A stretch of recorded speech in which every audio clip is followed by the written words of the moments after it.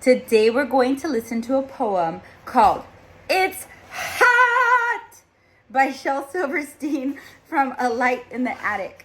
It's super hot here today in San Francisco, California. I'm so hot. My fan is on, up here, over there. My windows are open, trying to get air in my house. Is it hot where you are? It's hot! I can't get cool. I've drunk a quart of lemonade. I think I'll take my shoes off and sit around in the shade. It's hot! My back is sticky. The sweat rolls down my chin. I think I'll take my clothes off and sit around in my skin. It's hot! I've tried with electric fans and pools and ice cream cones. I think I'll take my skin off and sit around in my bones.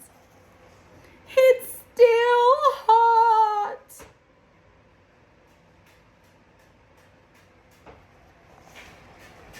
It's still so hot. Bye. Go cool off.